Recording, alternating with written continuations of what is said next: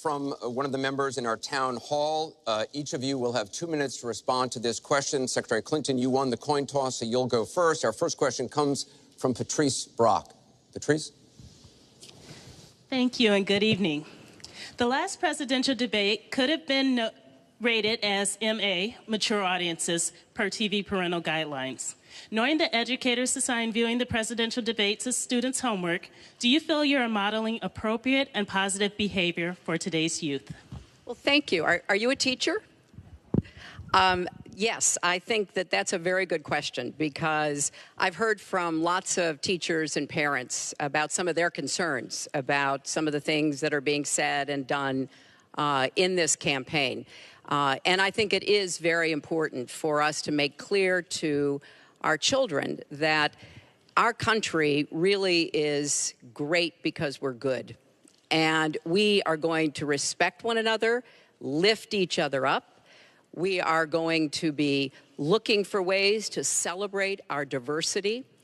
And we are going to try to reach out to every boy and girl as well as every adult to bring them in to working on behalf of our country. I have a very positive and optimistic view about what we can do together. That's why the slogan of my campaign is Stronger Together.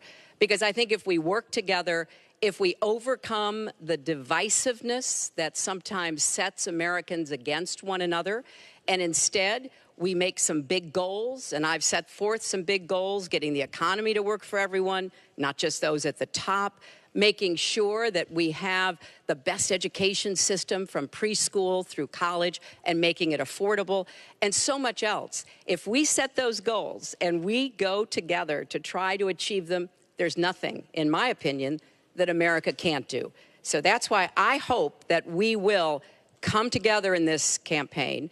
Obviously, I'm hoping to earn your vote. I'm hoping to be elected in November.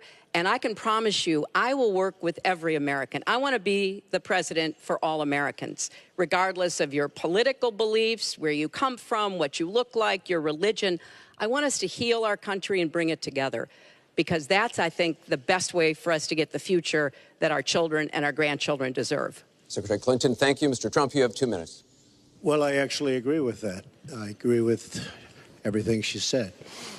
I began this campaign because I was so tired of seeing such foolish things happen to our country. This is a great country. This is a great land. I've gotten to know the people of the country over the last year and a half that I've been doing this as a politician. I cannot believe I'm saying that about myself, but I guess I have been a politician. And my whole concept was to make America great again. When I watch the deals being made, when I watch what's happening with some horrible things like Obamacare, where your health insurance and health care is going up by numbers that are astronomical, 68%, 59%, 71%. When I look at the Iran deal and how bad a deal it is for us, it's a one-sided transaction where we're giving back $150 billion to a terrorist state, really the #1 terrorist state. We've made them a strong country from really a very weak country just 3 years ago. When I look at all of the things that I see and all of the potential that our country has, we have such tremendous potential, whether it's in business and trade, where we're doing so badly. Last year, we had an almost $800 billion trade deficit. In other words, trading with other countries, we had an $800 billion deficit. It's hard to believe, inconceivable. You say, who's making these deals? We're going to make great trade deals. We're going to have a strong border. We're going to bring back law and order. Just today, a policeman was shot, 2 killed, and this is happening on a weekly basis. We have to bring back respect to law enforcement. At the same time, we have to take care of people on all sides. We need justice. But I want to do things that haven't been done, including fixing and making our inner cities better for the African-American citizens that are so great, and for the Latinos, Hispanics. And I look forward to doing it. It's called Make America Great Again. Thank you, Mr. Trump. The question from Patrice was about, are you both modeling positive and appropriate behaviors for today's youth? We received a lot of questions online, Mr. Trump, about the tape that was released on Friday. As you can imagine, you called what you said locker room banter. You described kissing women without consent, grabbing their genitals. That is sexual assault. you bragged that you have sexually assaulted women. Do you understand that? No, I didn't say that at all. I don't think you understood what was said. This was locker room talk. I'm not proud of it. I apologize to my family. I apologize to the American people. Certainly, I'm not proud of it. But this is locker room talk. You know, when we have a world where you have ISIS chopping off heads, where you have, and frankly, drowning people in steel cages, where you have wars and horrible, horrible sights all over, where you have so many bad things happening. This is like medieval times. We haven't seen anything like this, the carnage all over the world. And they look and they see. Can you imagine the people that are, frankly, doing so well against us with ISIS? And they look at our country and they see what's going on. Yes, I'm very embarrassed by it. I hate it. But it's locker room talk, and it's one of those things. I will knock the hell out of ISIS. We're going to defeat ISIS. ISIS happened a number of years ago in a vacuum that was left because of bad judgment. And I will tell you, I will take care of ISIS. So, Mr. Trump, we should get on to much more important things and much bigger things. Just for the record, though, are you saying that what you said on that bus 11 years ago, that you did not actually kiss women without consent or grope women without consent? I have great respect for women. Nobody has more respect for women than I do. So for the record, you're saying you never did that? I said things that, frankly, you hear these things I said. And I was embarrassed by it, but I have tremendous respect for women. Have you ever done those women things? Have respect for me. And I will tell you, no, I have not. And I will tell you that I'm going to make our country safe. We're going to have borders in our country, which we don't have now. People are pouring into our country, and they're coming in from the Middle East and other places. We're going to make America safe again. We're going to make America great again, but we're going to make America safe again. And we're going to make America wealthy again, because if you don't do that, it sounds harsh to say, but we have to build up the wealth of our nation. Right now, other nations are taking our jobs and they're taking our wealth. Thank you, Mr. And Trump. that's what I want to talk about. Secretary Clinton, do you want to respond? Well, like everyone else, I've spent a lot of time thinking over the last 48 hours about what we heard and saw. You know, with prior Republican nominees for president, I disagreed with them on politics, policies, principles, but I never questioned their fitness to serve. Donald Trump is different. I said starting back in June that he was not fit to be president and commander-in-chief. And many Republicans and independents have said the same thing. What we all saw and heard on Friday was Donald talking about women, what he thinks about women, what he does to women. And he has said that the video doesn't represent who he is, but I think it's clear to anyone who heard it that it represents exactly who he is, because we've seen this throughout the campaign. We have seen him insult women. We've seen him rate women on their appearance, ranking them from 1 to 10. We've seen him embarrass women on TV and on Twitter. We saw him after the first debate spend nearly a week denigrating a former Miss Universe in the harshest, most personal terms. So, yes, this is who Donald Trump is. But it's not only women, and it's not only this video that raises questions about his fitness to be our president, because he has also targeted immigrants, African Americans, Latinos, people with disabilities, POWs, Muslims, and so many others. So this is who Donald Trump is. And the question for us, the question our country must answer, is that this is not who we are. That's why, to go back to your question, I want to send a message, we all should, to every boy and girl, and indeed to the entire world, that America already is great, but we are great because we are good. And we will respect one another, and we will work with one another, and we will celebrate our diversity. These are very important values to me, because this is the America that I know and love. And I can pledge to you tonight that this is the America that I will serve if I'm so fortunate enough to become your president. And we want to get to some questions Well, am I from allowed to online. respond to that? I assume I am. Yes, you can respond to that. It's just words, folks. It's just words. Those words, I've been hearing them for many years. I heard them when they were running for the Senate in New York, where Hillary was going to bring back jobs to upstate New York, and she failed. I've heard them where Hillary is constantly talking about the inner cities of our country, which are a disaster, education-wise, job-wise, safety-wise, in every way possible. I'm going to help the African Americans. I'm going to help the Latinos, Hispanics.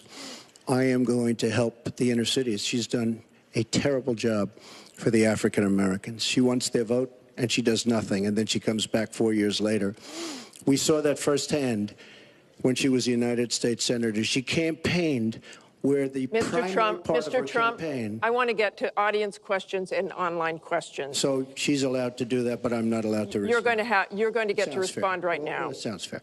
This tape is generating intense interest. In just 48 hours, it's become the single most talked about story of the entire 2016 election on Facebook, with millions and millions of people discussing it on the social network. As we said a moment ago, we do want to bring in questions from voters around the country via social media, and our first stays on this topic. Jeff from Ohio asks on Facebook, Trump says the campaign has changed him. When did that happen? So, Mr. Trump, let me add to that. When you walked off that bus at age 59, were you a different man, or did that behavior continue until just recently? And you have 2 minutes for this. As I told you, that was locker room talk. I'm not proud of it. I am a person who has great respect for people, for my family, for the people of this country, and certainly I'm not proud of it. But that was something that happened. If you look at Bill Clinton, far worse, minor words, and his was action. His was what he's done to women. There's never been anybody in the history of politics in this nation that's been so abusive to women. So you can say any way you want to say it, but Bill Clinton was abusive to women. Hillary Clinton attacked those same women and attacked them viciously. 4 of them are here tonight. One of the women, who is a wonderful woman, at 12 years old, was raped at 12. Her client, she represented, got him off, and she's seen laughing on 2 separate occasions, laughing at the girl who was raped. Kathy Shelton, that young woman, is here with us tonight. So don't tell me about words. I apologize for those words. But it is things that people say. But what President Clinton did, he was impeached. He lost his license to practice law. He had to pay an $850,000 fine to one of the women, Paula Jones, who's also here tonight. And I will tell you that when Hillary brings up a point like that, and she talks about words that I said 11 years ago, I think it's disgraceful, and I think she should be ashamed of herself, if you want to know the truth. Can we please hold the applause? Secretary Clinton, you have 2 minutes. Well, first, let me start by saying that so much of what he's just said is not right, but he gets to run his campaign any way he chooses. He gets to decide what he wants to talk about. Instead of answering people's questions, talking about our agenda, laying out the plans that we have that we think can make a better life and a better country, that's his choice. When I hear something like that, I am reminded of what my friend Michelle Obama advised us all. When they go low, you go high. And look, if this were just about one video, maybe what he's saying tonight would be understandable. But everyone can draw their own conclusions at this point about whether or not the man in the video or the man on the stage respects women. But he never apologizes for anything to anyone. He never apologized to Mr. and Mrs. Khan, the Gold Star family, whose son, Captain Khan, died in the line of duty in Iraq. And Donald insulted and attacked them for weeks over their religion. He never apologized to the distinguished federal judge who was born in Indiana. But Donald said he couldn't be trusted to be a judge because his parents were, quote, Mexican. He never apologized to the reporter that he mimicked and mocked on national television, and our children were watching. And he never apologized for the racist lie that President Obama was not born in the United States of America. He owes the president an apology. He owes our country an apology. And he needs to take responsibility for his actions and his words. Well, you owe the president an apology because, as you know very well, your campaign, Sidney Blumenthal, he's another real winner that you have. And he's the one that got this started along with your campaign manager. And they were on television just 2 weeks ago. She was saying exactly that. So you really owe him an apology. You're the one that sent the pictures around your campaign, sent the pictures around with President Obama in a certain garb. That was long before I was ever involved. So you actually owe an apology. And number two, Michelle Obama. I've gotten to see the commercials that they did on you. And I've gotten to see some of the most vicious commercials I've ever seen of Michelle Obama talking about you, Hillary. So you talk about friend, go back and take a look at those commercials. A race where you lost, fair and square, unlike the Bernie Sanders race where you won, but not fair and square, in my opinion. And all you have to do is take a look at WikiLeaks and just see what they said about Bernie Sanders and see what Deborah Wasserman Schultz had in mind, because Bernie Sanders, between superdelegates and Deborah Wasserman Schultz, he never had a chance. And I was so surprised to see him sign on with the devil. But when you talk about apology, I think the one that you should really be apologizing for, and the thing that you should be apologizing for, are the 33,000 emails that you deleted and that you acid washed. And then the 2 boxes of emails and other things last week that were taken from an office and are now missing. And I'll tell you what, I didn't think I'd say this, but I'm going to say it. And I hate to say it. But if I win, I am going to instruct my Attorney General to get a special prosecutor to look into your situation, because there has never been so many lies, so much deception. There has never been anything like it. And we're going to have a special prosecutor. When I speak, I go out and speak. The people of this country are furious. In my opinion, the people that have been long-term workers at the FBI are furious. There has never been anything like this where emails and you get a subpoena, and after getting the subpoena, you delete 33,000 emails. And then you acid wash them or bleach them, as you would say, a very expensive process. So we're going to get a special prosecutor, and we're going to look into it, because you know what? People have been, their lives have been destroyed for doing 1/5 of what you've done. And it's a disgrace. And honestly, you ought to be ashamed of yourself. Secretary Clinton, I want to follow up on that. I'm going to let you just talk about say, emails. because everything he just said is absolutely false, but I'm not surprised. Really? In the first debate, the audience needs to calm down here. I told people that it would be impossible to be fact-checking Donald all the time. I'd never get to talk about anything I want to do and how we're going to really make lives better for people. So once again, go to HillaryClinton.com. We have literally Trump. You can fact-check him in real time. Last time at the first debate, we had millions of people fact-checking, so I expect we'll have millions more fact-checking because, you know, it's just awfully good that someone with the temperament of Donald Trump is not in charge of the law in our country. Yeah, because you'd be in jail. Secretary Clinton.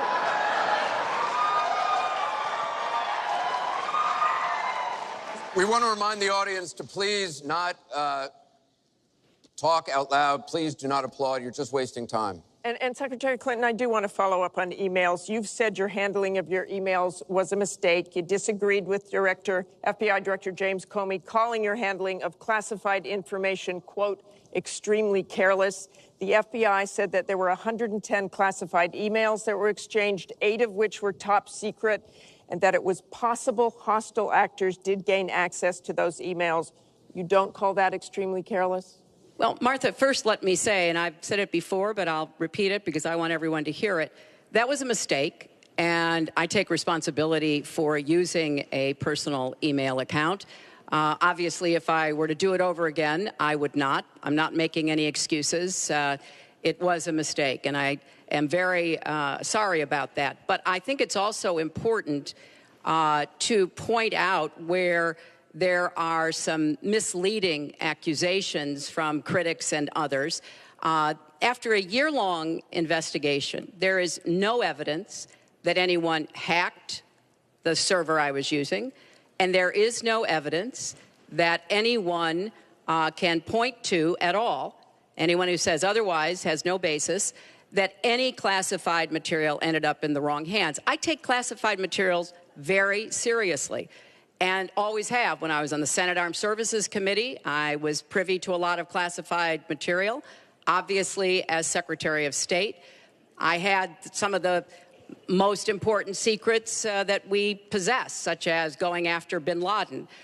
So I am very committed to taking classified information seriously. And as I said, there is no evidence that any classified information ended up in the wrong hands. Okay, we're going to move on. And yet, she didn't know the letter C on a document, right? She didn't even know what that letter meant.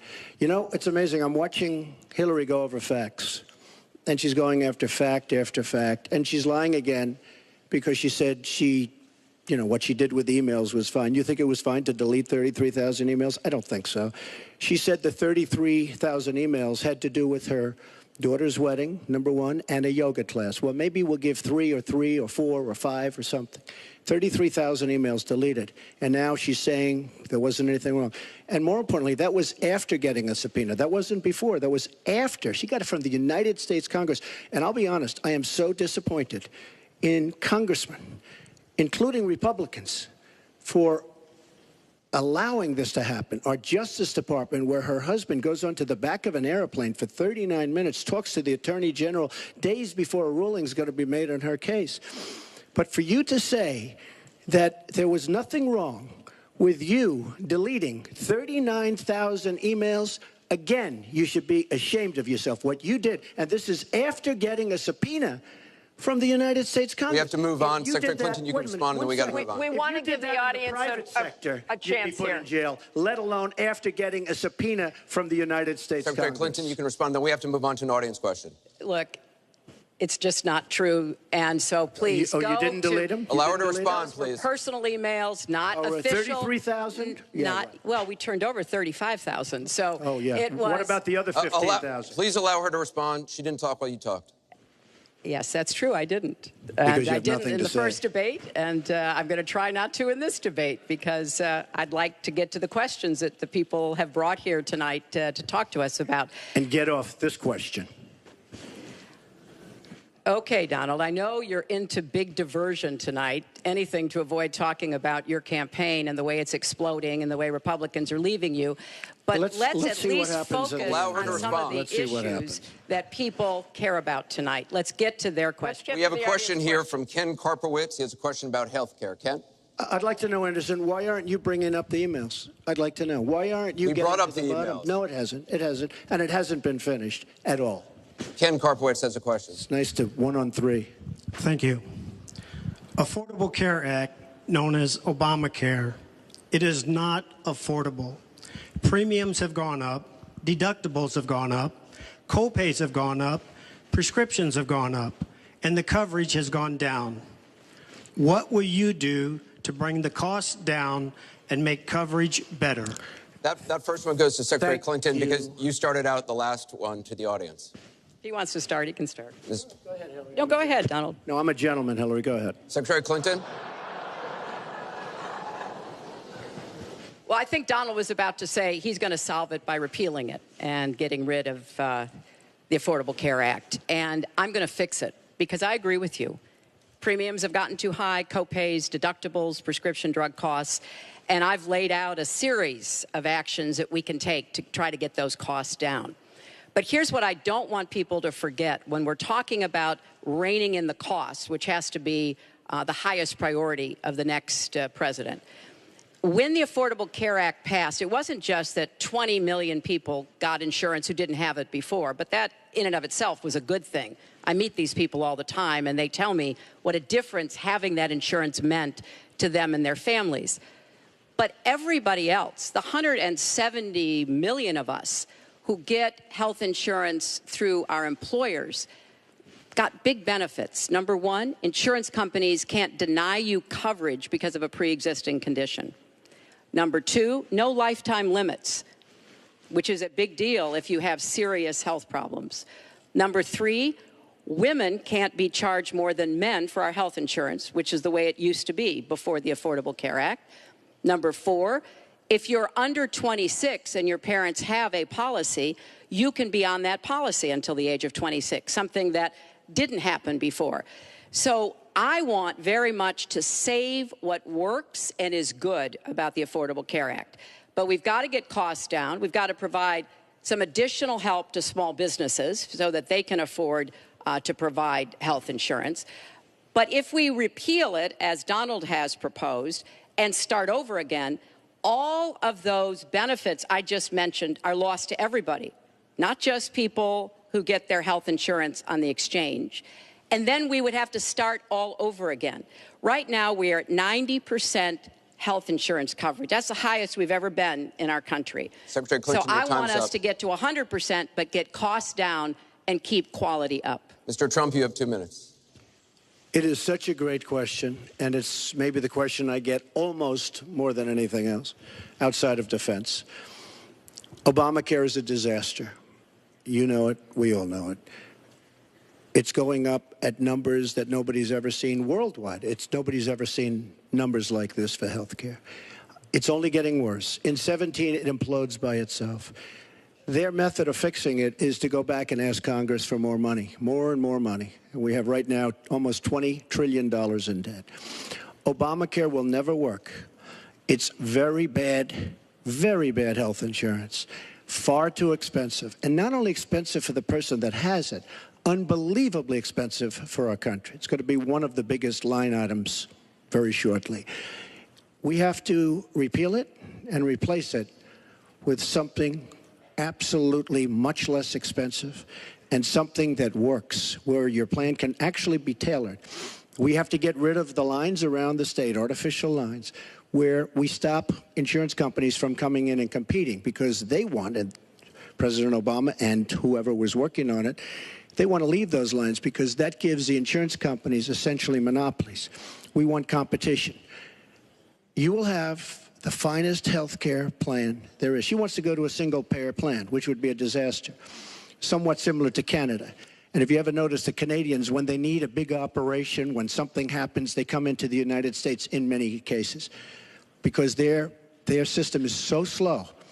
It's catastrophic in certain ways. But she wants to go to single-payer, which means the government basically rules everything.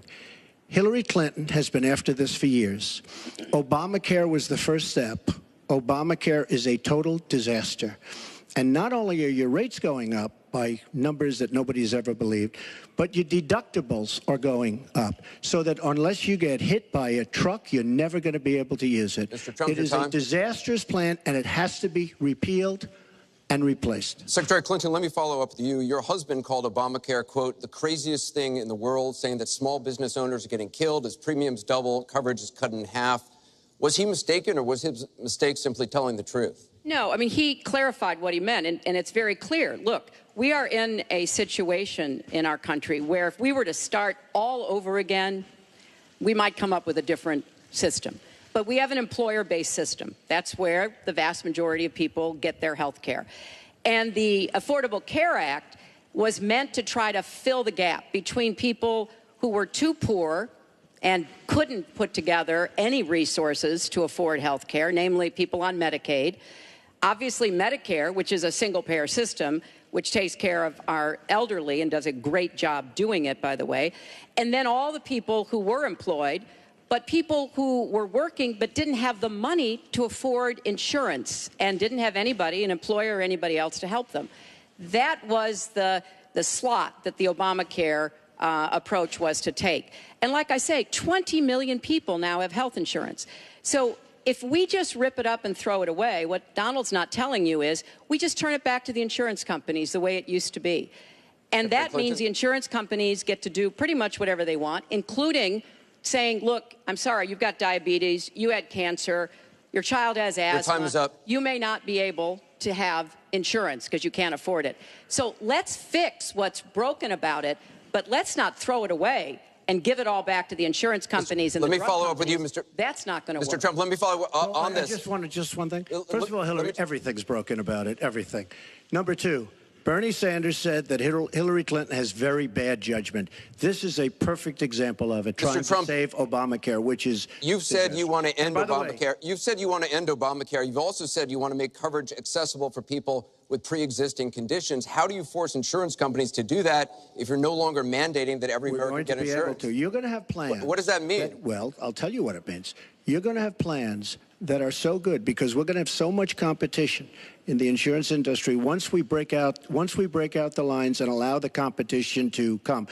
Are you going to have a mandate that Americans have to have health insurance? President Obama, by keeping those lines, the boundary lines around each state, and it was almost gone until just very toward the end of the passage of Obamacare, which, by the way, was a fraud. You know that, because Jonathan Gruber, the architect of Obamacare, he said it was a great lie. It was a big lie. President Obama said you keep your doctor, you keep your plan. The whole thing was a fraud, and it doesn't work.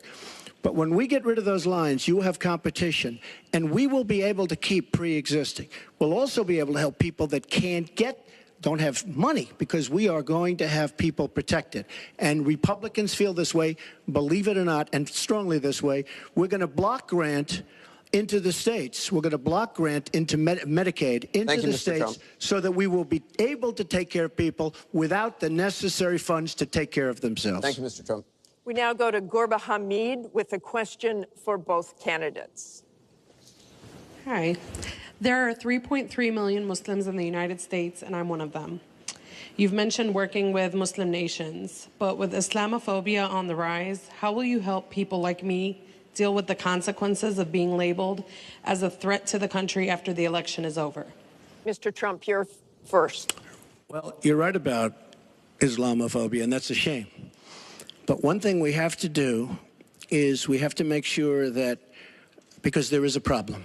I mean, whether we like it or not, and we can be very politically correct, but whether we like it or not, there is a problem.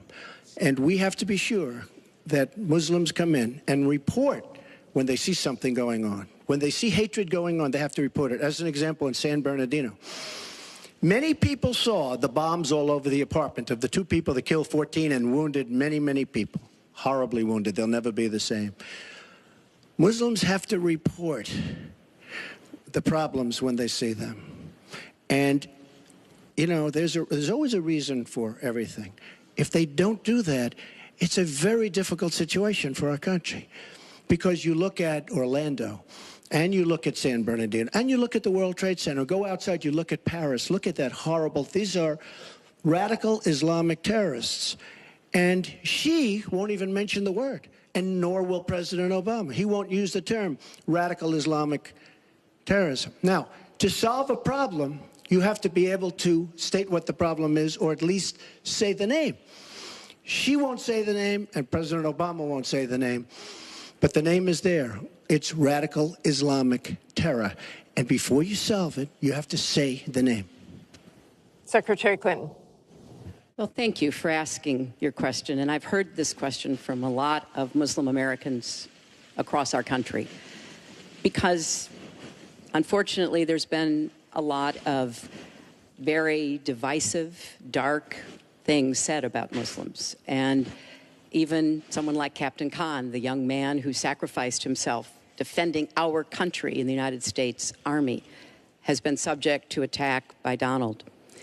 I want to say just a couple of things. First, we've had Muslims in America since George Washington. And we've had many successful Muslims. We just lost a particularly well-known one with Muhammad Ali. My vision of America is an America where everyone has a place. If you're willing to work hard, you do your part, you contribute to the community, That's what America is. That's what we want America to be for our children and our grandchildren. It's also very short-sighted and even dangerous to be engaging in the kind of demagogic rhetoric that Donald has about Muslims. We need American Muslims to be part of our eyes and ears on our front lines. I've worked with a lot of different Muslim groups around America. I've met with a lot of them, and I've heard how important it is for them to feel that they are wanted and included and part of our country, part of our homeland security, and that's what I want to see. It's also important, I intend to defeat ISIS, to do so in a coalition with majority Muslim nations. Right now, a lot of those nations are hearing what Donald says and wondering, why should we cooperate with the Americans? And this is a gift to ISIS and the terrorists, violent jihadist terrorists. We are not at war with Islam. And it is a mistake, and it plays into the hands of the terrorists to act as though we are.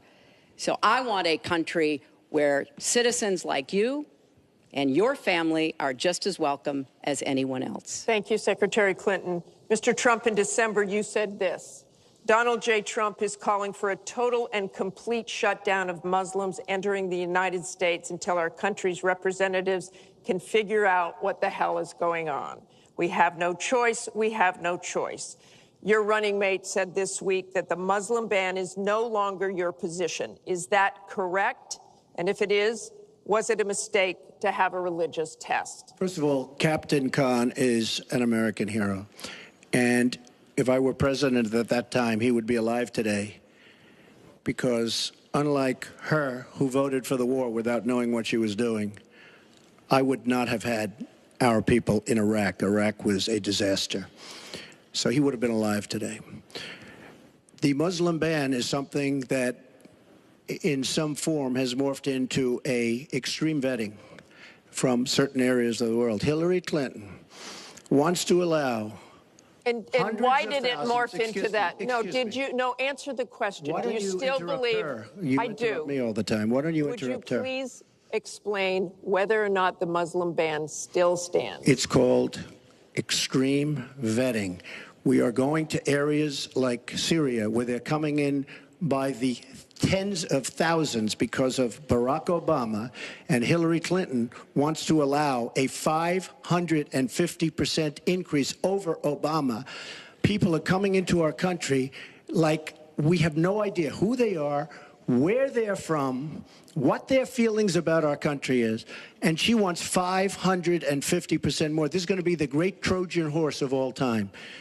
We have enough problems in this country. I believe in building safe zones. I believe in having other people pay for them. As an example, the Gulf states who are not carrying their weight, but they have nothing but money, and take care of people. But I don't want to have, with all the problems this country has and all of the problems that you see going on, hundreds of thousands of people coming in from Syria when we know nothing about them. We know nothing about their values, and we know nothing about their love for our country. And Secretary Clinton, let me ask you about that, because you have asked for an increase from 10 to 65,000 Syrian refugees. We know you want tougher vetting. That's not a perfect system. So why take the risk of having those refugees come into the country? Well, first of all, I will not let anyone into our country that I think poses a risk to us. But there are a lot of refugees, women and children. Think of that picture we all saw of that 4-year-old boy with the blood on his forehead because he'd been bombed by the Russian and Syrian air forces. There are children suffering in this catastrophic war, largely, I believe, because of Russian aggression. And we need to do our part. We by no means are carrying anywhere near the load that Europe and others are. But we will have vetting that is as tough as it needs to be from our professionals, our intelligence experts, and others. But it is important for us as a policy, not to say, as Donald has said, we're going to ban people based on a religion. How do you do that? We are a country founded on religious freedom and liberty. How do we do what he has advocated without causing great distress within our own country. Are we going to have religious tests when people fly into our country? And how do we expect to be able to implement those? So I thought that what he said was extremely unwise and even dangerous. And indeed, you can look at the propaganda on a lot of the terrorist sites, and what Donald Trump says about Muslims is used to recruit fighters because they want to create a war between us. And the final thing I would say, this is the 10th or 12th time that he's denied being for the war in Iraq. We have it on tape. The entire press corps has looked at it. It's been debunked, but it never stops him from saying whatever he wants to say. Has not been debunked. So please has not been debunked. And go to HillaryClinton.com and you can see it. I was against the war in Iraq. Has not been debunked. And you voted for it, and you shouldn't have. Well, I just want There's been lots of fact-checking on that. I'd like to move on to an online question. She just went about 25 seconds over her time. Could I just respond to this, please? Very quickly, please. Hillary Clinton, in terms of having people come into our country, we have many criminal illegal aliens. When we want to send them back to their country says we don't want them. In some cases, they're murderers, drug lords, drug problems, and they don't want them. And Hillary Clinton, when she was Secretary of State, said, that's okay, we can't force it into their country. Let me tell you, I'm going to force them right back into their country. They're murderers and some very bad people. And I will tell you very strongly, when Bernie Sanders said she had bad judgment, she has really bad judgment, because we are letting people into this country that are going to cause problems and crime like you've never seen. We're also letting drugs pour through our southern border at a record clip, and it shouldn't be allowed to happen. ICE just endorsed me. They've never endorsed a presidential candidate. The Border Patrol agents, 16,500, just recently endorsed me. And they endorsed me because I understand the border. She doesn't. She wants amnesty for everybody. Come right in, come right over.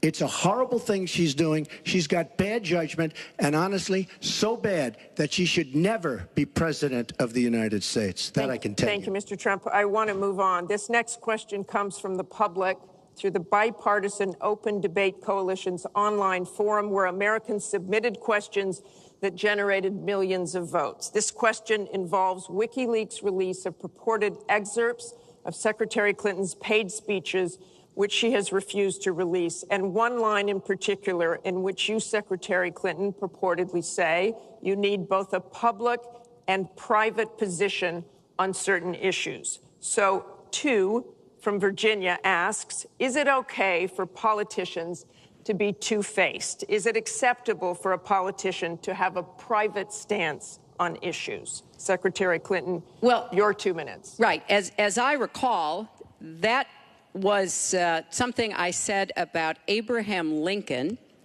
after having seen the wonderful Steven Spielberg movie called Lincoln. It was a master class watching President Lincoln get the Congress to approve the 13th Amendment. It was principled and it was strategic. And I was making the point that it is hard sometimes to get the Congress to do what you want to do, and you have to keep working at it. And yes, President Lincoln was trying to convince some people. He used some arguments. Convincing other people, he used other arguments. That was a great, I thought, a great display of presidential leadership. But, you know, let's talk about what's really going on here, Martha, because our intelligence community just came out and said in the last few days that the Kremlin, meaning Putin and the Russian government, are directing the attacks, the hacking on American accounts to influence our election. And WikiLeaks is part of that, as are other sites where the Russians hack information. We don't even know if it's accurate information, and then they put it out. We have never in the history of our country been in a situation where an adversary, a foreign power, is working so hard to influence the outcome of the election. And believe me, they're not doing it to get me elected. They're doing it to try to influence the election for Donald Trump. Now, maybe because he has praised Putin, Maybe because he says he agrees with a lot of what Putin wants to do, maybe because he wants to do business in Moscow. I don't know the reasons. But we deserve answers. And we should demand that Donald release all of his tax returns so that people can see what are the entanglements and the financial relationships we're going to get to that later. He has Secretary with Clinton, Russians and you're out other of time. foreign powers. Well, I think I should Mr. respond Trump. because it's so ridiculous.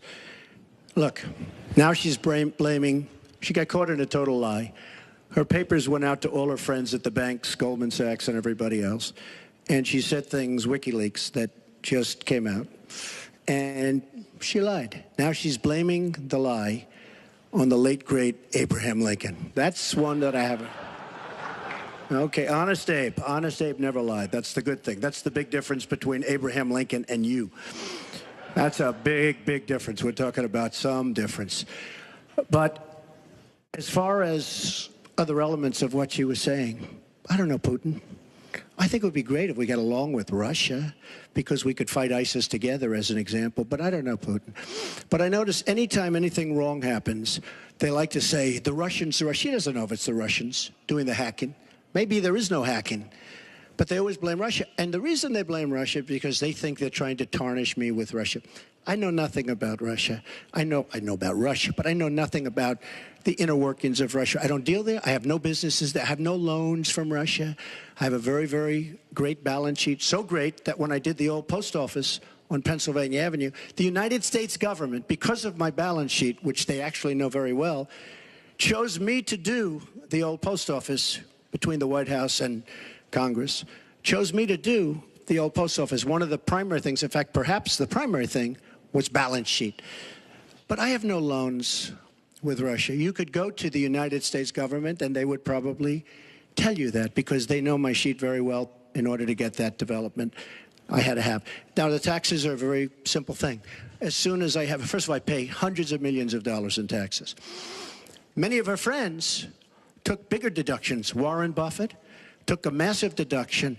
Soros, who's a friend of hers, took a massive deduction. Many of the people that are giving her all this money that she can do many more commercials than me took massive deductions.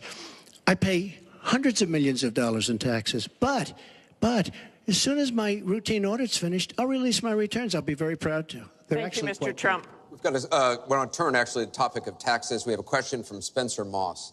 Spencer? Good evening. My question is, what specific tax provisions will you change to ensure the wealthiest Americans pay their fair share in taxes?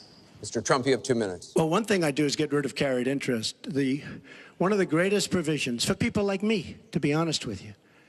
I give up a lot when I run because I knock out the tax code. And she could have done this years ago, by the way. She was a United States senator. She complains that Donald Trump took advantage of the tax code. Well, why didn't she change it? Why didn't you change it when you were a senator? The reason you didn't is that all your friends take the same advantage that I do. And I do. You have provisions in the tax code that, frankly, we could change. But you wouldn't change it because all of these people give you the money so you can take negative ads on Donald Trump. And I say that about a lot of things. You know, I've heard Hillary complaining about so many different things over the years. Oh, we should have done this. But she's been there for 30 years. She's been doing this stuff. She never changed, and she never will change. She never will change. We're getting rid of carried interest provisions.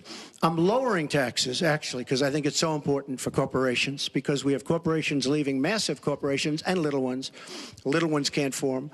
We're getting rid of regulations, which goes hand in hand with the lowering of the taxes. But we're bringing the tax rate down from 35% to 15%. We're cutting taxes for the middle class, and I will tell you, we are cutting them big league for the middle class.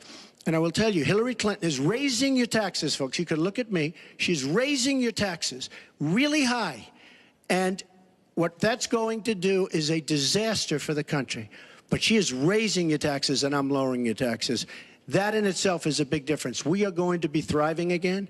We have no growth in this country. There's no growth. If China has a GDP of 7%, it's like a national catastrophe. We're down at 1%. And that's like no growth. And we're going lower, in my opinion. And a lot of it has to do with the fact that our taxes are so high, just about the highest in the world. And I'm bringing them down to one of the lower in the world. And I think it's so important, one of the most important things we can do. But she is raising everybody's taxes massively. Secretary Clinton, you have 2 minutes. The question was, what specific tax provisions will you change to ensure the wealthiest Americans pay their fair share of taxes? Well, everything you've heard just now from Donald is not true. I'm sorry I have to keep saying this, but he lives in an alternative reality. And it is sort of amusing to hear somebody who hasn't paid federal income taxes in maybe 20 years talking about what he's going to do. But I'll tell you what he's going to do. His plan will give the wealthy and corporations the biggest tax cuts they've ever had, more than the Bush tax cuts by at least a factor of 2. Donald always takes care of Donald and people like Donald, and this would be a massive gift. And indeed, the way that he talks about his tax cuts would end up raising taxes on middle-class families, millions of middle-class families. Now, here's what I want to do.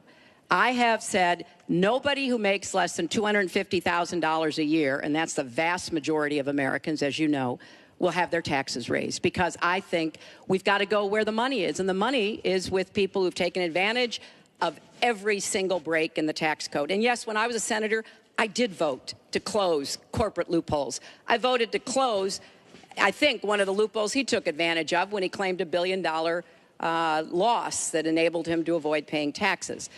I want to have a tax on people who are making $1 million. It's called the Buffett rule. Yes, Warren Buffett is the one who's gone out and said somebody like him should not be paying a lower tax rate than his secretary.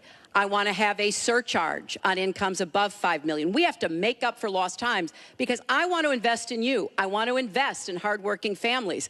And I think it's been unfortunate, but it's happened, that since the Great Recession, the gains have all gone to the top. And we need to reverse that. People like Donald, who paid 0 in taxes, 0 for our vets, 0 for our military, 0 for health and education. That is wrong. And we're going to make sure that nobody, no corporation and no individual can get away without paying his fair share to support our country. Mr. Trump, I want to give you the chance to respond. I just want to tell our viewers what she's referring to. In the last month, taxes were the #1 issue on Facebook for the first time in the campaign. The New York Times published 3 pages of your 1995 tax returns. They show you claimed a $916 million loss, which means you could have avoided paying personal federal income taxes for years. You've said you pay state taxes, employee taxes, real estate taxes, property taxes. You have not answered, though, a simple question. Did you use that $916 million loss to avoid paying personal federal income taxes for years? Of course I do. Of course I do. And so do all of her donors, or most of her donors. I know many of her donors. Her donors took massive tax write-offs. So have you not paid personal federal income taxes? A lot of my write-off was depreciation and other things that Hillary, as a senator, allowed. And she'll always allow it because the people that give her all this money, they want it. That's why. See, I understand the tax code better than anybody that's ever run for president. Hillary Clinton, and it's extremely complex, Hillary Clinton has friends that want all of these provisions, including they want the carried interest provision, which is very important to Wall Street people, but they really want the carried interest provision, which I believe Hillary's leaving. It's very interesting why she's leaving carried interest. But I will tell you that, #1, I pay tremendous numbers of taxes.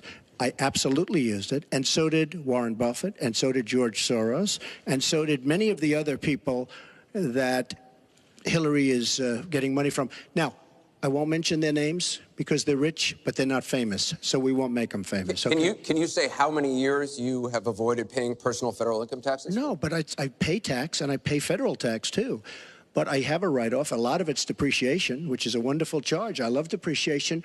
You know, she's given it to us. Hey, if she had a problem, for 30 years she's been doing this, Anderson. I say it all the time. She talks about health care. Why didn't she do something about it? She talks about taxes. Why didn't she do something about it? She doesn't do anything about anything other than talk. With her, it's all talk and no action. In the past... And again, Bernie Sanders, it's really bad judgment. She has made bad judgment not only on taxes, she's made bad judgments on Libya, on Syria, on Iraq. I mean, her and Obama, whether you like it or not, the way they got out of Iraq, the vacuum they've left, that's why ISIS formed in the first place. They started from that little area, and now they're in 32 different nations, Hillary. Congratulations. Great job. I want you to be able to respond, Secretary Clinton. Well, here we go again. I've been in favor of getting rid of carried interest for years, starting when I was a senator from New York. But that's not the point here. Why didn't you do it? Why didn't you do it? Allow her to respond. Because I was a senator with a Republican president. Oh, really? I will be the you president. You could have done who it will if get you were it an done. effective. If That's you were an exactly effective right. senator, you could have done it.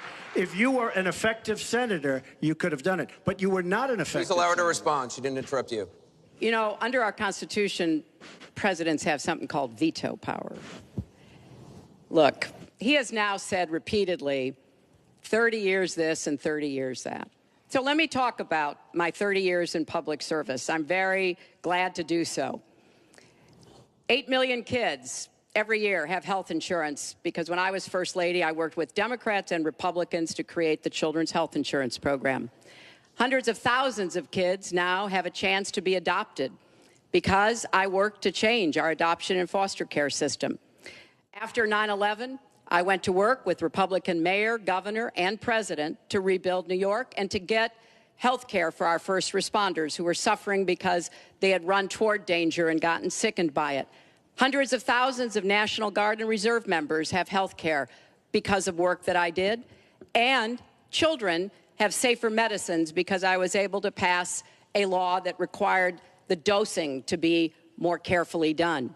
When I was Secretary of State, I went around the world advocating for our country, but also advocating for women's rights, to make sure that women had a decent chance to have a better life, and negotiated a treaty with Russia to lower nuclear weapons. 400 pieces of legislation have my name on it as a sponsor or co-sponsor when I was a senator for 8 years. I worked very hard and was very proud to be reelected in New York by an even bigger margin than I had been elected the first time. And as president, I will take that work, that bipartisan work, that finding common ground, because you have to be able to get along with people to get things done in Washington. Thank you, Secretary. And I've proven that I can. And for 30 years, I've produced results for people. Thank you, Secretary. We're going to move on to Syria. Both of you have mentioned that. She said a lot of things. That You- were you- false. I mean, I think we should We be can- allowed no, to maybe Mr. Trump, we're gonna dispute go it, on. This because is she has about been the a audience. disaster as a senator. Mr. Trump, A we're disaster. going to move on. The heartbreaking video of a 5-year-old Syrian boy named Amran sitting in an ambulance after being pulled from the rubble after an airstrike in Aleppo focused the world's attention on the horrors of the war in Syria, with 136 million views on Facebook alone. But there are much worse images coming out of Aleppo every day now, where in the past few weeks alone, 400 people have been killed, at least 100 of them children. Just days ago, the State Department called for a war crimes investigation of the Syrian regime of Bashar al-Assad and its ally, Russia, for their bombardment of Aleppo. So this next question comes from social media through Facebook. Diane from Pennsylvania asks, if you were president, what would you do about Syria and the humanitarian crisis in Aleppo? Isn't it a lot like the Holocaust when the U.S. waited too long before we helped? Secretary Clinton, we will begin with your 2 minutes. Well, the situation in Syria is catastrophic. And every day that goes by, we see the results of the regime by Assad in partnership with the Iranians on the ground, the Russians in the air, bombarding places, in particular Aleppo, where there are hundreds of thousands of people, probably about 250,000 still left. And there is a determined effort by the Russian Air Force to destroy Aleppo in order to eliminate the last of the Syrian rebels who were really holding out against the Assad regime. Russia hasn't paid any attention to ISIS. They're interested in keeping Assad in power. So when I was Secretary of State, advocated, and I advocate today, a no-fly zone and safe zones. We need some leverage with the Russians because they're not going to come to the negotiating table for a diplomatic resolution unless there is some leverage over them. And we have to work more closely with our partners and allies on the ground. But I want to emphasize that what is at stake here is the ambitions and the aggressiveness of Russia. Russia has decided that it's all in Syria. And they've also decided who they want to see become president of the United States, too, and it's not me. I've stood up to Russia. I've taken on Putin and others, and I would do that as president. I think wherever we can cooperate with Russia, that's fine, and I did as Secretary of State. That's how we got a treaty reducing nuclear weapons. It's how we got the sanctions on Iran that put a lid on the Iranian nuclear program without firing a single shot. So I would go to the negotiating table with more leverage than we have now. But I do support the effort to investigate for crimes, war crimes, committed by the Syrians and the Russians and try to hold them accountable. Thank you, Secretary Clinton. First of all, Mr. she Trump. was there as Secretary of State with the so-called line in the sand, which... No, I wasn't. I was gone. I hate to interrupt you, but you at were in some contact, point, excuse me. At some point, we need to you do were in some total fact-checking contact here. with the White House. And perhaps, sadly, Obama probably still listened to you. I don't think he'd be listening very much anymore. Obama draws the line in the sand. It was laughed at all over the world what happened. Now, with that being said, she talks tough against Russia. But our nuclear program has fallen way behind, and they've gone wild with their nuclear program. Not good. Our government shouldn't have allowed that to happen. Russia is new in terms of nuclear. We are old, we're tired, we're exhausted in terms of nuclear. A very bad thing. Now, she talks tough. She talks really tough against Putin and against Assad. She talks in favor of the rebels. She doesn't even know who the rebels are. You know, every time we take rebels, whether it's in Iraq or anywhere else, we're arming people. And you know what happens? They end up being worse than the people. Look at what she did in Libya with Gaddafi. Gaddafi's out. It's a mess. And by the way, ISIS has a good chunk of their oil. I'm sure you probably have heard that. It was a disaster. Because the fact is, almost everything she's done in foreign policy has been a mistake, and it's been a disaster. But if you look at Russia, just take a look at Russia, and look at what they did this week, where I agree she wasn't there, but possibly she's consulted. We sign a peace treaty. Everyone's all excited. Well, what Russia did with Assad, and by the way, with Iran, who you made very powerful with the dumbest deal perhaps I've ever seen in the history of deal-making, the Iran deal with $150 billion, with the $1.7 billion in cash, which is enough cash to fill up this room. But look at that deal. Iran now and Russia are now against us. So she wants to fight. She wants to fight for rebels. There's only one problem. You don't even know who the rebels are. Mr. Trump, So Mr. what's Trump, the your purpose? 2 minutes and one is thing I have up. to say, Your 2 minutes I don't is up. like Assad at all, but Assad is killing ISIS. Russia is killing ISIS, and Iran is killing ISIS. And those three have now lined up because of our weak foreign policy. Mr. Trump, let me repeat the question.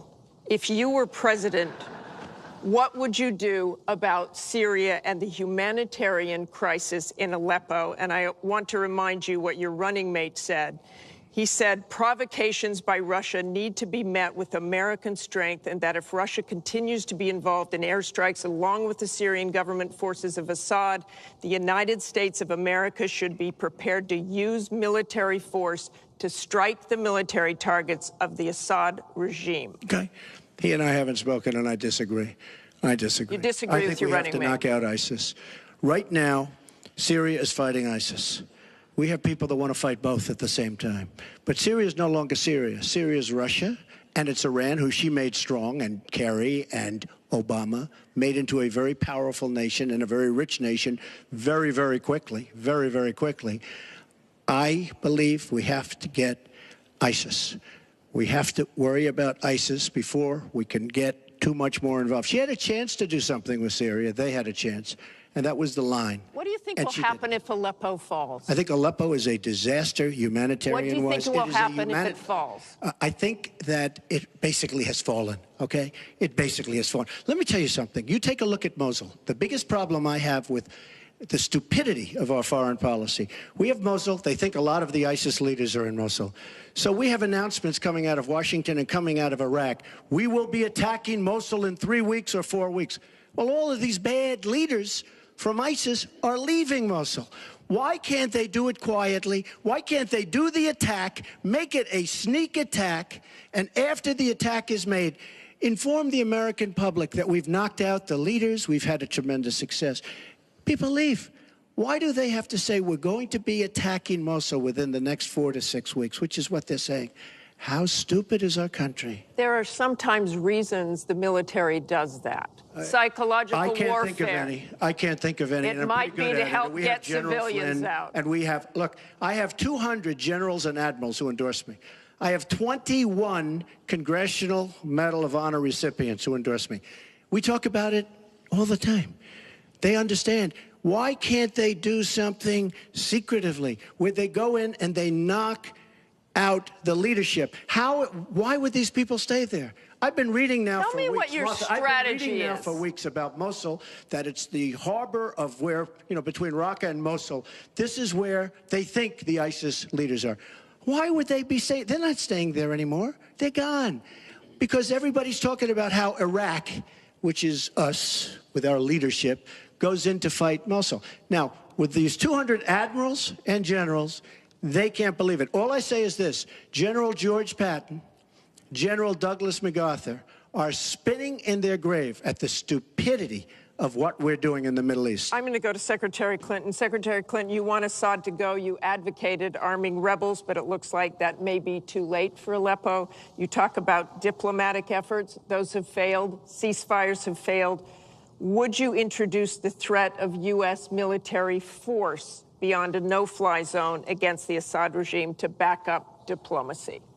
I would not use American ground forces in Syria. I think that would be a very serious mistake. I don't think American troops should be holding territory, which is what they would have to do as an occupying force. I don't think that is a smart strategy. I do think the use of special forces, which we're using, the use of enablers and trainers in Iraq, which has had some positive effects, are very much in our interests. And so I do support what is happening. But what would you do differently than President Obama is doing? Martha, I hope that by the time I hope by the time I am president, that we will have pushed ISIS out of Iraq. I do think that there is a good chance that we can take Mosul.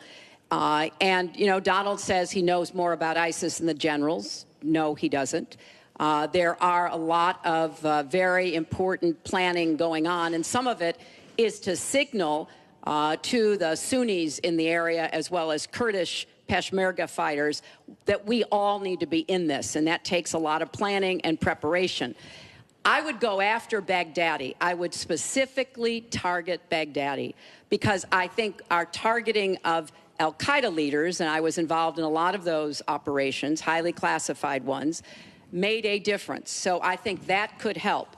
I would also consider arming the Kurds. The Kurds have been our best partners in Syria as well as Iraq. And I know there's a lot of concern about that in some circles, but I think they should have the equipment they need so that Kurdish and Arab fighters on the ground are the principal way that we take Raqqa after pushing ISIS out of Iraq. Thank you very much. We're going to move on. It's funny, she went over a minute over, and you don't stop her. When I go 1 second over, it's like you a had big deal. many answers. It's really very interesting. We've got a question over here from James Carter. Mr. Carter?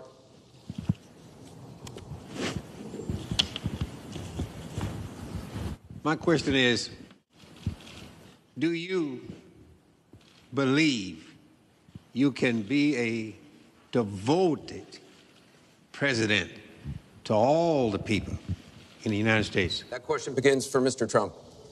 Absolutely. I mean, she calls our people deplorable, a large group, and irredeemable.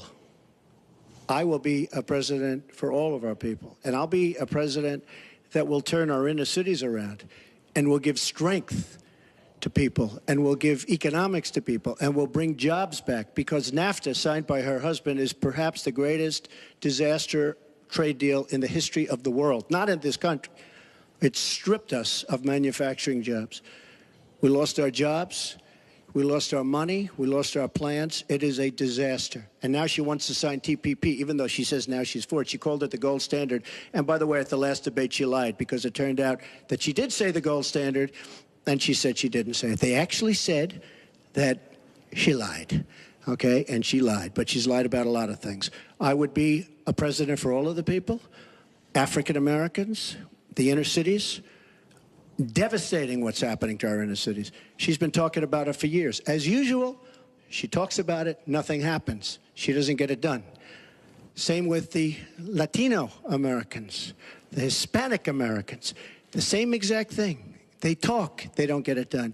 You go into the inner cities and you see it's 45% poverty. African Americans now, 45% poverty in the inner cities. The education is a disaster. Jobs are essentially non-existent. I mean, it's, you know, and I've been saying at big speeches where I have 20 and 30,000 people, what do you have to lose? It can't get any worse. And she's been talking about the inner cities for 25 years. Nothing's going to ever happen. Let me tell you, if she's president of the United States, nothing's going to happen. It's just going to be talk. And all of her friends, the taxes we were talking about, and I would just get it by osmosis. She's not doing any me favors. But by doing all the others favors, she's doing me favors. Mr. Trump, thank you. But I will tell you, she's all talk. It doesn't get done. All you have to do is take a look at her Senate run. Take a look at upstate New York. Your 2 minutes is up. Secretary Clinton, It turned out 2 to be a minutes. disaster. You have 2 minutes, Secretary Clinton. Well, 67% of the people voted to re-elect me when I ran for my second term, and I was very proud and very humbled by that. Mr. Carter, I have tried my entire life to do what I can to support children and families. You know, right out of law school, I went to work for the Children's Defense Fund, and Donald talks a lot about, you know, the 30 years I've been in public service. I'm proud of that. You know, I started off as a young lawyer working against discrimination against African American children in schools and in the criminal justice system. I worked to make sure that kids with disabilities could get a public education, something that I care very much about. I have worked with Latinos. One of my first jobs in politics was down in South Texas, registering Latino citizens to be able to vote.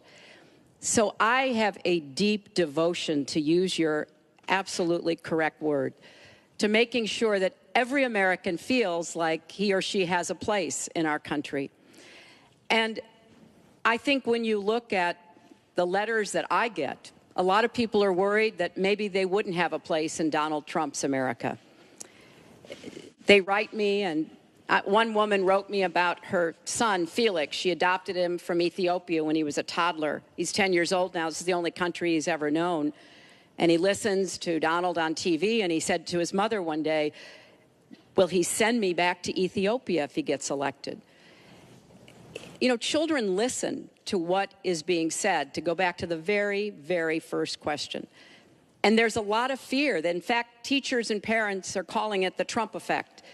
Bullying is up. A lot of people are feeling, you know, uneasy. A lot of kids are expressing their concerns. So first and foremost, I will do everything I can to reach out to everybody, Secretary Democrats, Clinton. Republicans, independents, people across our country. If you don't vote for me, I still want to be your president. Your I 2 want to minutes be is the up. best president I can be for every American. Secretary Clinton, your 2 minutes is up. I want to follow up on something that Donald Trump actually said to you, a comment you made last month. You said that half of Donald Trump's supporters are, quote, deplorables, racist, sexist, homophobic, xenophobic, Islamophobic. You later said you regretted saying half. You didn't express regret for using the term deplorables. To Mr. Carter's question, how can you unite a country if you've written off tens of millions of Americans? Well, within hours, I said that I was sorry about the way I talked about that, because my argument is not with his supporters. It's with him and with the hateful and divisive campaign that he has run, and the inciting of violence at his rallies, and the very brutal kinds of comments about not just women, but all Americans, all kinds of Americans. And what he has said about African Americans and Latinos, about Muslims, about POWs, about immigrants, about people with disabilities, he's never apologized for. And so I do think that a lot of the tone and tenor that he has said, I'm proud of the campaign that Bernie Sanders and I ran. We ran a campaign based on issues, not insults, and he is supporting me 100%. Thank you. Because we talked about what we wanted to do. We might have had some differences And we had a lot of Thank you, debates, Secretary. but we believed that we could make the country better, and I was proud of I'm going that. to give you a minute, 20 We seconds. have a divided nation. We have a very divided nation. You look at Charlotte, you look at Baltimore, you look at the violence that's taking place in the inner cities, Chicago. You take a look at Washington, D.C.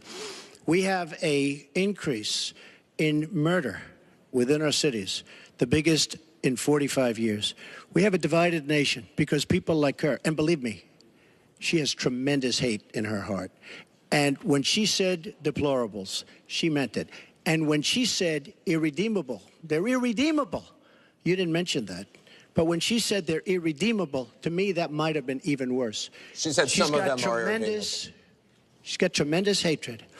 And this country cannot take another 4 years of Barack Obama. And that's what you're getting with her. Mr. Trump, let me follow up with you. In 2008, you wrote in one of your books that the most important characteristic of a good leader is discipline. You said if a leader doesn't have it, quote, he or she won't be one for very long. In the days after the first debate, you sent out a series of tweets from 3 a.m. to 5 a.m., including one that told people to check out a sex tape. Is that the discipline of a good leader? No, it wasn't check out a sex tape. It was just take a look at the person that she built up to be this wonderful Girl Scout, who was no Girl Scout. mentioned By the way, sex just so tape. you understand, when she said 3 o'clock in the morning, take a look at Benghazi. She said, who's going to answer the call at 3 o'clock in the morning? Guess what? She didn't answer because when Ambassador Stevens... The question is that the 600 discipline of a good leader? 600 times. Well, she said she was awake at 3 o'clock in the morning. And she also sent a tweet out at 3 o'clock in the morning, but I won't even mention that. But she said she'll be awake. Who's going to... The famous thing, we're going to answer our call at 3 o'clock in the morning. Guess what happened? Ambassador Stevens sent 600 requests for help. And the only one she talked to was Sidney Blumenthal, who's her friend. And not a good guy, by the way. So, you know, she shouldn't be talking about that. Now, tweeting happens to be a modern-day form of communication. I mean, you can like it or not like it. I have, between Facebook and Twitter, I have almost 25 million people. It's a very effective way of communication. So you can put it down, but it is a very effective form of communication. I'm not unproud of it, to be honest with you. Secretary Clinton, does Mr. Trump have the discipline to be a good leader? No. I'm shocked to hear that. Well, it's not only my opinion, it's the opinion of many others, national security experts, Republicans, former Republican members of Congress.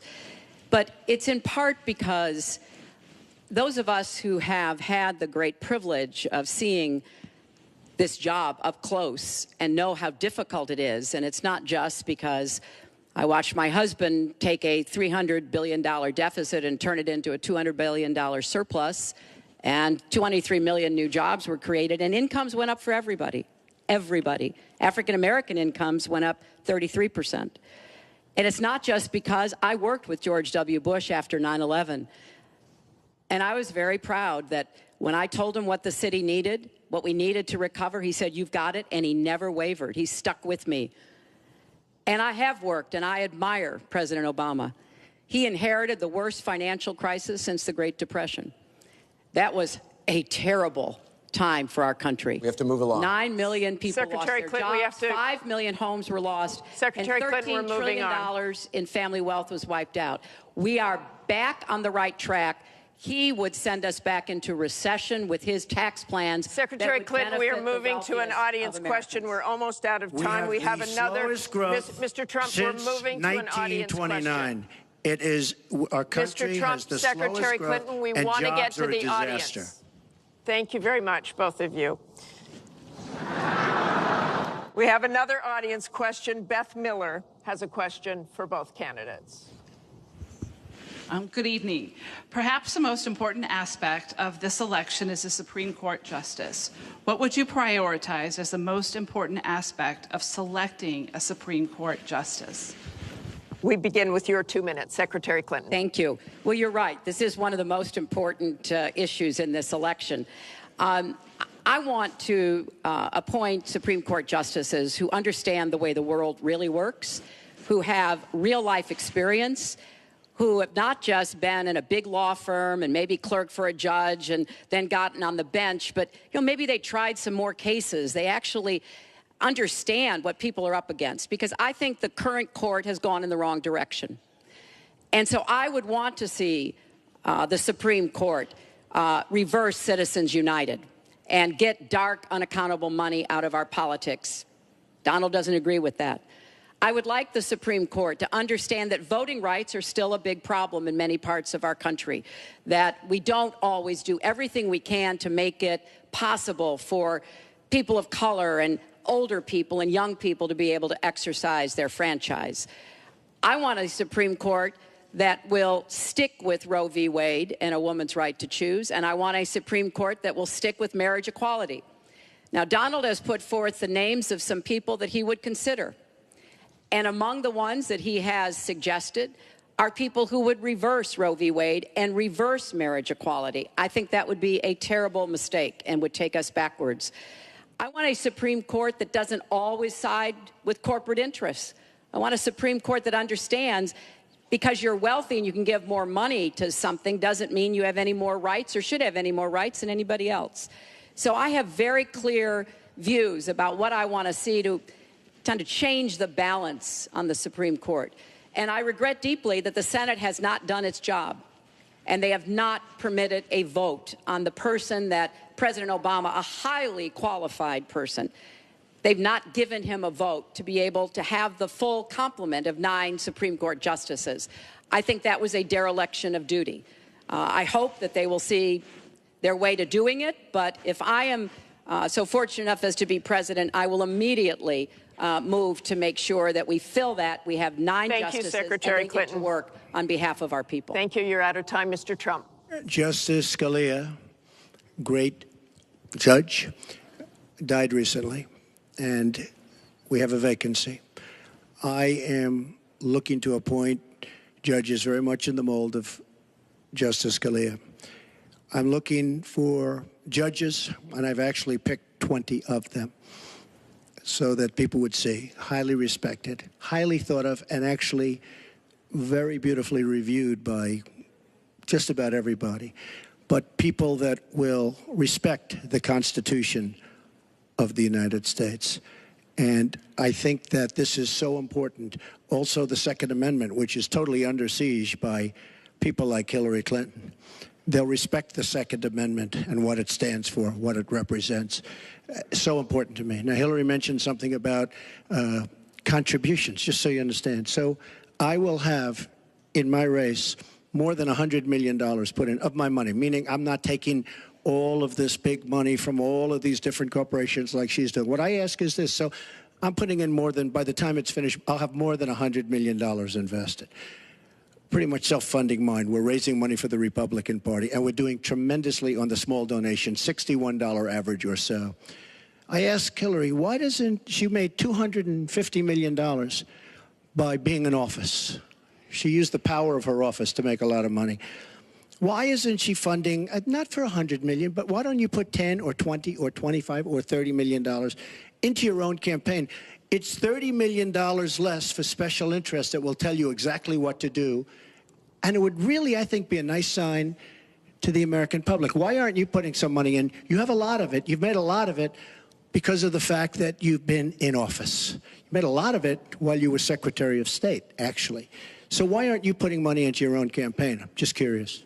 Well, thank you very much. Thank you. We're going to get on to one more question. But the question was about the Supreme Court, and I just want to quickly say, very quickly, I respect the Second Amendment, but I believe there should be comprehensive background checks, and we should close the gun show loophole and close the online loophole. We have one more question, as many Mrs. lives Clinton, as we possibly can. We have one more question from Ken Bone about energy policy. Ken? What steps will your energy policy take to meet our energy needs while at the same time remaining environmentally friendly and minimizing job loss for fossil power plant workers? Mr. Trump, 2 minutes. Absolutely. I think it's such a great question because energy is under siege by the Obama administration, under absolute siege. The EPA, Environmental Protection Agency, is killing these energy companies. And foreign companies are now coming in, buying so many of our different plants, and then rejiggering the plant so that they can take care of their oil. We are killing, absolutely killing, our energy business in this country. Now, I'm all for alternative forms of energy, including wind, including solar, etc. But we need much more than wind and solar. And you look at our miners. Hillary Clinton wants to put all the miners out of business. There is a thing called clean coal. Coal will last for 1,000 years in this country. Now we have natural gas and so many other things because of technology. We have we have found over the last 7 years, we have found tremendous wealth right under our feet. So good, especially when you have 20 trillion in debt. I will bring our energy companies back. They'll be able to compete. They'll make money. They'll pay off our national debt. They'll pay off our tremendous budget deficits, which are tremendous. But we are putting our energy companies out of business. We have to bring back our workers. You take a look at what's happening to steel and the cost of steel, and China dumping vast amounts of steel all over the United States, which essentially is killing our steel workers and our steel companies. We have to guard our energy companies. We have to make it possible. The EPA is so restrictive that they are putting our energy companies out of business. And all you have to do is go to a great place like West Virginia or places like Ohio, which is phenomenal, or places like Pennsylvania, and you see what they're doing to the people, miners and others in the energy business. It's a disgrace. Your time is up. Thank you, sir. It's an absolute disgrace. Secretary Clinton, 2 minutes. Well, that was very interesting. First of all, China is illegally dumping steel in the United States, and Donald Trump is buying it to build his buildings, putting steel workers and American steel plants out of business. That's something that I fought against as a senator, and that I would have a trade prosecutor to make sure that we don't get taken advantage of by China on steel or anything else. You know, because it sounds like you're in the business or you're aware of people in the business, you know that we are now, for the first time ever, energy independent. We are not dependent upon the Middle East, but the Middle East still controls a lot of the prices. So the price of oil has been way down, and that has had a damaging effect on a lot of the oil companies, right? We are, however, producing a lot of natural gas, which serves as a bridge to more renewable fuels, and I think that's an important transition. We've got to remain energy independent. It gives us much more power and freedom than to be worried about what goes on in the Middle East. We have enough worries over there without having to worry about that. So I have a comprehensive energy policy, but it really does include fighting climate change, because I think that is a serious problem. And I support moving toward more clean, renewable energy as quickly as we can. Because I think we can be the 21st century clean energy superpower and create millions of new jobs and businesses. But I also want to be sure that we don't leave people behind. That's why I'm the only candidate from the very beginning of this campaign who had a plan to help us revitalize coal country. Because those coal miners and their fathers and their grandfathers, they dug that coal out. A lot of them lost their lives. They were injured. But they turned the lights on and they powered our factories. I don't want to walk away from them, so we've got to do something for them. But the price of coal is down worldwide. So we have to look at this comprehensively, and that's exactly what I have proposed. I hope you will go to HillaryClinton.com and look at my entire policy. One more audience question. We've sneaked in one more question, and it comes from Carl Becker. Good evening. My question to both of you is, regardless of the current rhetoric, would either of you name one positive thing that you respect in one another?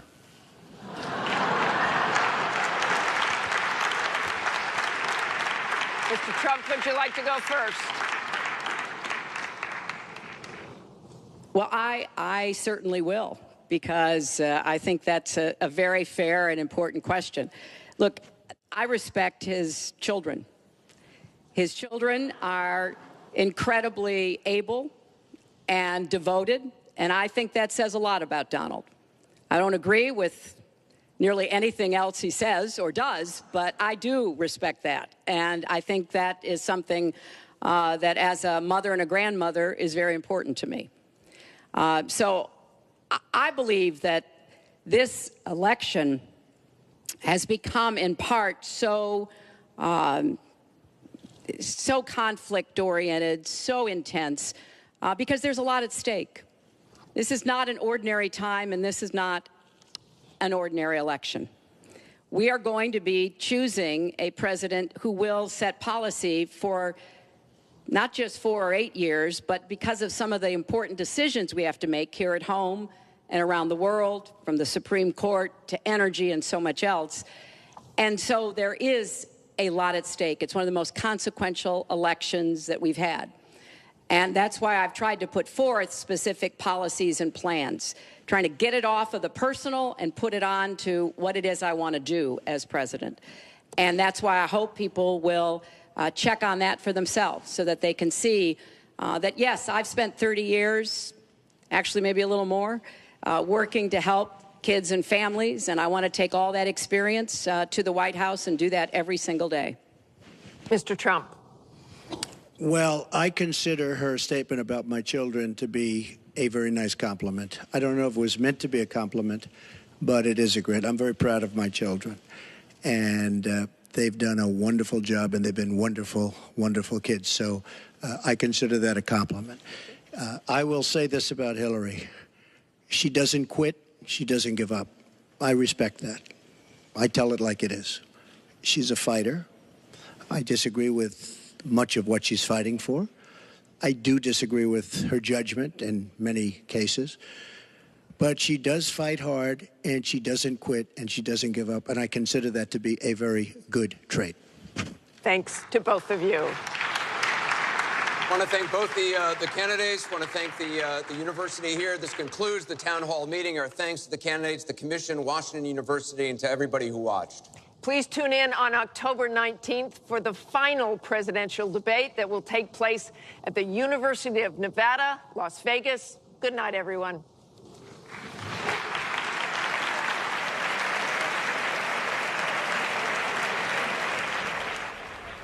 There you have it. The second face-off between Secretary Clinton and Mr. Trump is now over. Started on a rather contentious note. They did not shake hands. They did not shake hands. They did just shake hands at the end, though. Yeah. They did. Well, it ended on kind of a lovely, optimistic note. I don't know about you guys. I'm feeling my feelings right now. Can you say some nice things about Dan that you really admire?